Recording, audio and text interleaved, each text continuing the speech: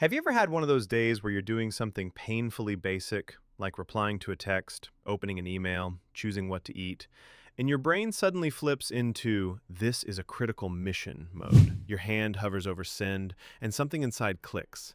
Your heart speeds up, your stomach drops, your breathing gets shallow.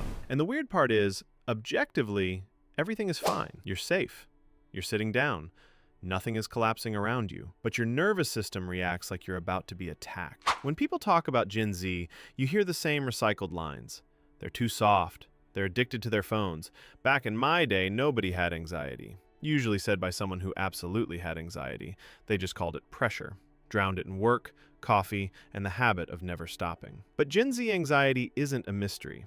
And it's not a glitch. It's a predictable response to the environment their brains developed in. If you zoom out, the real question isn't, why are you anxious? It's, how could you not be? Let me explain without turning this into a boring lecture. Imagine your brain is an early warning system, like a gas leak detector. It's not bad or weak. It's not trying to ruin your life. Its job is to notice danger before it's too late. But these systems have a problem.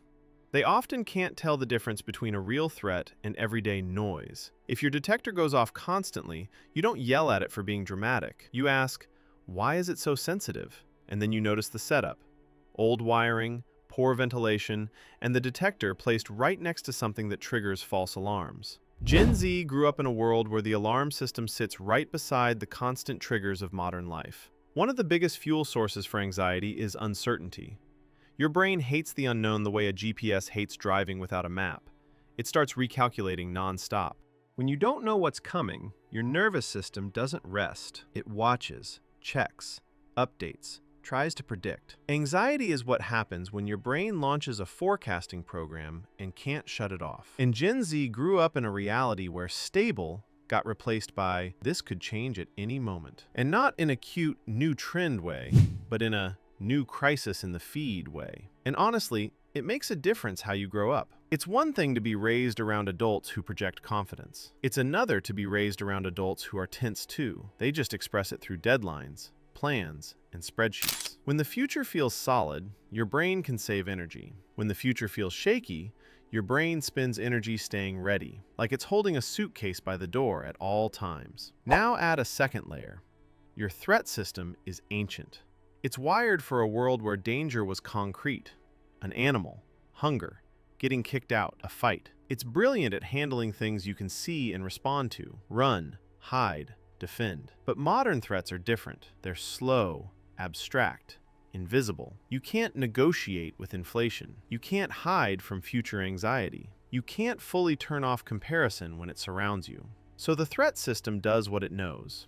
It looks for something, anything it can control. And very often it picks you, your habits, your body, your productivity, your appearance, your results, your plans, your worth. That's why anxiety can feel like you're being chased by a thought you can't dodge. Now let's talk about social media, but not in the boring phones are evil way. Social media didn't invent comparison. Humans have always compared themselves. The difference is scale. It used to be a small circle, a few friends, classmates, neighbors.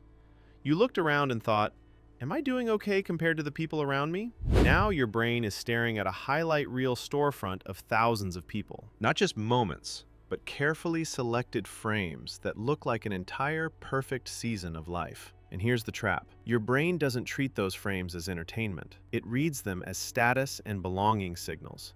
Am I behind? Am I safe? Am I still included? Am I enough? That's not vanity. That's the belonging system. And for the brain, belonging used to mean safety. Social comparison has been studied for decades. We measure ourselves against others to locate our place. The problem is, platforms serve that comparison in non-stop mode, and mostly with people who seem better, richer, prettier, calmer, more successful. A little of that can motivate you. A lot turns into constant background noise. You're not there yet, and anxiety loves yet. It turns it into an endless race where the finish line keeps moving. Now add another modern ingredient, the feeling of being evaluated. Even if no one is literally watching right now, the thought lives in the room. Anyone could see this. Psychologists call it evaluation apprehension, the stress of potential judgment. And your brain often reacts to possible shame almost like it reacts to physical danger.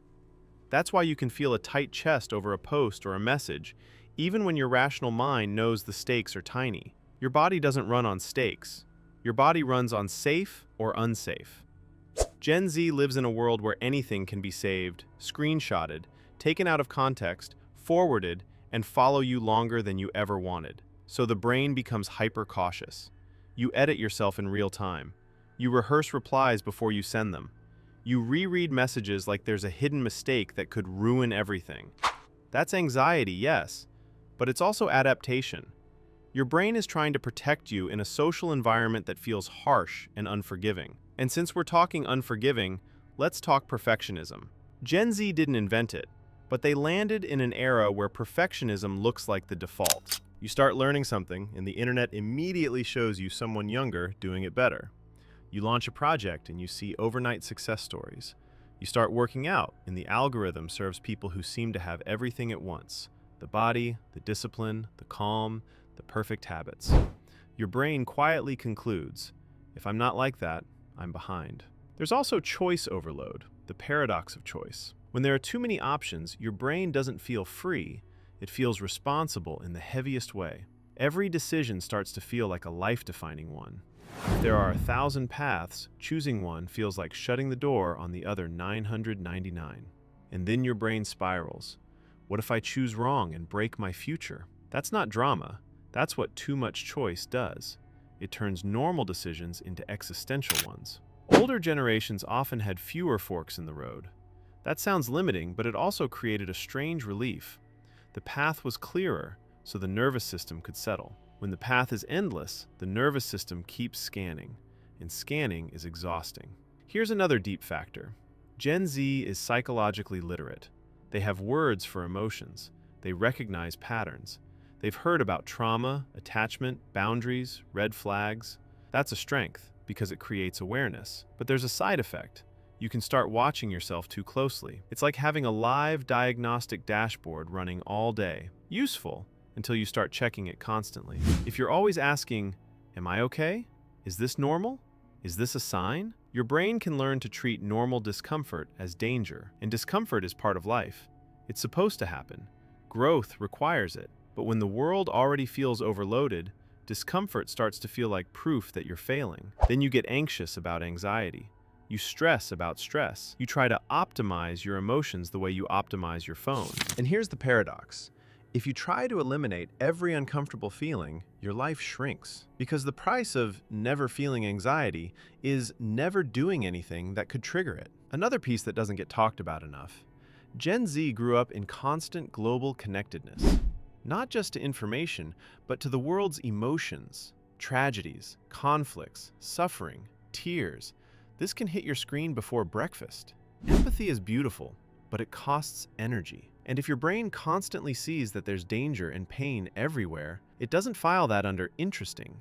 It files it under the world is unsafe. There's real evidence that repeated exposure to distressing content can increase stress and anxiety responses, especially when you feel powerless to change what you're seeing. And Gen Z often feels that powerlessness. Problems are huge, and personal control is limited. That gap, I understand, versus I can't influence it, is perfect soil for anxiety. Now let's talk economics and life milestones. Even if you're not reading the news every day, your brain absorbs the vibe.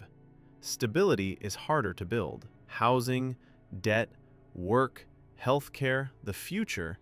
Many people feel like planning is harder because the ground keeps shifting. And anxiety is basically your brain asking, what do I stand on when the platform won't stop moving? A lot of societies used to offer a more predictable script. Not everyone fit it, but it created a sense of direction. Today, the script often feels like, figure it out yourself. That can sound empowering, until you realize your nervous system would really like a few guaranteed checkpoints. So yes, Gen Z is anxious, but anxiety isn't only a problem.